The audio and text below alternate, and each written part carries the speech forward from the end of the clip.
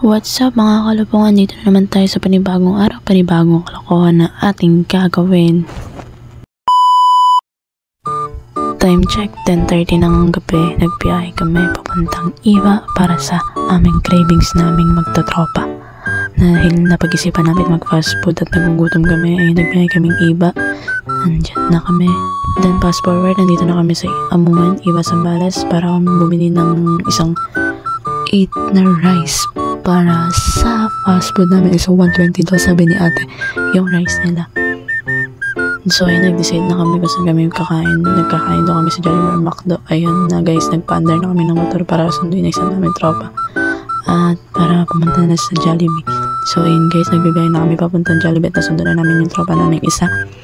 So wait na lang nyo guys kami papunta sa Jollibee. So ayun guys, nandito kami sa second branch ng Jollibee. Kaso-haso, ang dami nag-order kaya balik tayo sa first batch ng Jollibee.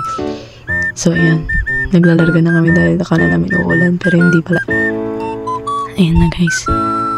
Okay guys, bye-bye second branch ng Jollibee. Marami kayong order kaya bumalik kami. So ayun guys, nag-order na kami. Dito na kami sa lamesa namin magtatropa. So ayun guys, pinaglalaro nila yung buzzer. At yun na guys, pauwi na kami Masinilo. Tapos na kaming kumain at lumaman. So ayun guys, satisfied yung cravings namin lahat.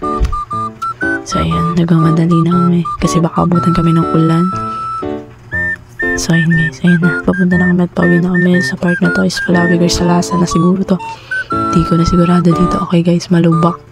So ayan, naglolokohan silang pinapatay ang ilaw dahil madilim nga. Tinatakot namin na isa naming tropa dahil walang ilaw sa harap. So ayun na guys, pauwi na kami. Sa Bamba na kami na sa park na to. Kaya chill ride lang muna. Doon ko na tinatapos ang aming mini vlog. Thank you for watching guys.